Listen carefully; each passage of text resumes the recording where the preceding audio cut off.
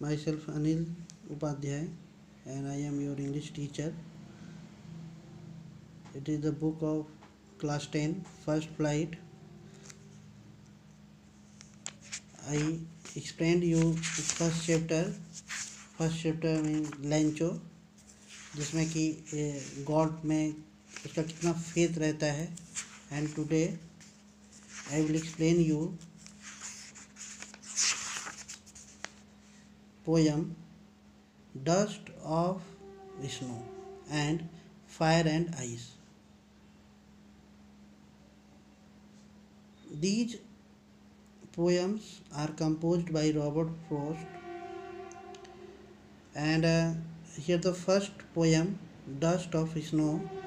The way a crow shook down on me, the dust of snow from a hemlock tree has given my heart a change of mood and saved some part of a day I had ruined.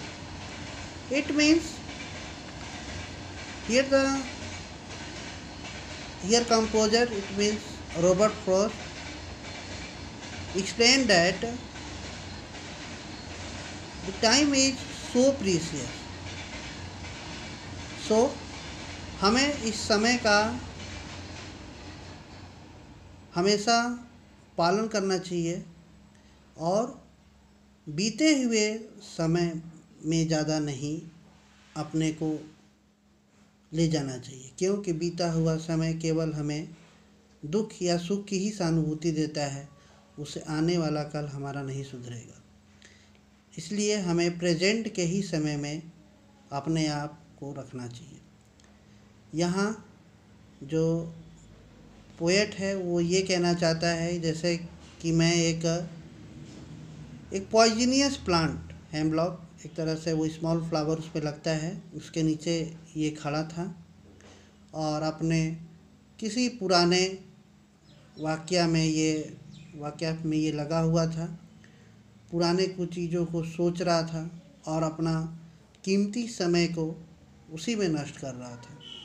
लेकिन जैसे ही उस tree पर एक कौवा आया और उसने जब अपने पंखों को फड़फड़ाया तो उससे जो हेमलॉक ट्री पे जो बर्फ़ लगे थे, गिरे हुए थे, वो झरझराते हुए इसके शरीर पे गिरे और इसके बॉडी पर गिरने से इसका ध्यान टूट गया और इसका मूड चेंज हुआ. फिर उसे लगा कि कैसे मैं अपना कीमती समय पुराने अपने कामों में ही अपने समय को बर्बाद कर रहा था. इसलिए यहाँ रॉबर्ट फ्रॉस्ट कहते हैं कि जो आने वाला समय है उसके बारे में हम लोग चिंतित रहें, न कि बीते हुए समय में.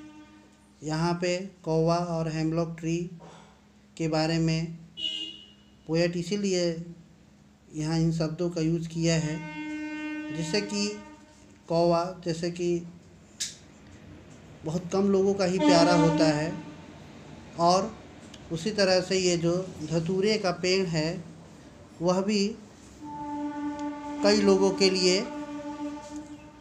फ़ायदेमंद तो खैर है, लेकिन इसे सुंदर पेड़ों में इसकी गिनती नहीं होती है. यहाँ रॉबर्ट फ्रॉस्ट के द्वारा ये भी बताया गया है कि जंतु चाहे कोई भी रंग का हो, पक्षी कोई भी रंग का हो, पेड़ कोई भी हो, उसका हमारे जीवन में बहुत ज़्यादा ही महत्व होता है. और नेक्स्ट जो पोएम है वो है फायर एंड आइस. जैसा कि आप लोग जानते हैं कि ग्लोबल वार्मिंग है.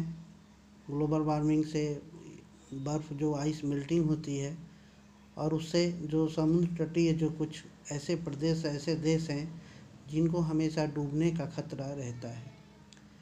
तो यहाँ रॉबर्ट फ्रॉस्ट ने हम तमाम लोगों का ध्यान इस ओर भी आकर्षित किया है, जिससे कि आने वाले समय में हम अपने आप को बचा सकें और कम से कम उन लोगों के लिए हम ज़रूर कुछ कर सकें जो समुद्र के किनारे बसे हुए हैं और वे देश भी.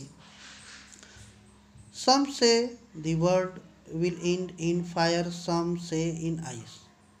कुछ ऐसे लोग हैं जो कहते हैं कि यह जो दुनिया है वह आग से ख़त्म होगी, अग्नि में जल जाएगा अर्थात सूर्य की रोशनी में भस्म हो जाएगा। और कुछ कहते हैं कि यह जो दुनिया है वो हमारे बर्फ़, आइस अर्थात ग्लोबल वार्मिंग के चलते जो जल स्तर बढ़ेगा उसमें डूब जाएगा। From what I have tasted of desire I hold with those who favour fire. लेकिन मैं तो उन्हीं के साथ दूंगा जो इस दुनिया को आग से ही समाप्त होने की बात कहते हैं। But if it had to preface twist I think I know enough of hate to say that the destruction's ice is also great। कि ये कहना चाहता है कि मरना तो है ही है, लेकिन अगर जो जल का स्तर है उसके बढ़ने से हम लोगों को अधिक अंदेशा है जिससे कि हमारी मृत्यु हो सकती है। यहाँ रॉबर्ट फ्रॉस्ट के द्वारा ये भी बताया गया है कि यदि हम अपने वायुमंडल को संयमित रूप से कंट्रोल नहीं करते हैं तो एक दिन यह और भी भयानक अपनी स्थिति को ग्रहण करेगा। और जिस तरह से फायर एंड आइस दोनों ही हमारे जीवन के लिए एक अभिशाप साबित होंगे, सूर्य की रोशनी से निकलता हुआ आग रूपी प्रकाश और आइस रूपी एक बाढ़ की स्थिति जो कभी ख़त्म न होने वाला जो पर्यावरण में आ जाएगा। इस तरह से रॉबर्ट फ्रॉस्ट के द्वारा ये दोनों कविताओं जो लिखा गया था उसको हमने आज एक्सप्लेन किया। एंड नेक्स्ट वीडियो में हम इसका समरी एक्सप्लेन करेंगे और उसको राइट करेंगे जिसे आप लोग फेयर में लिखिएगा। So thank you very much.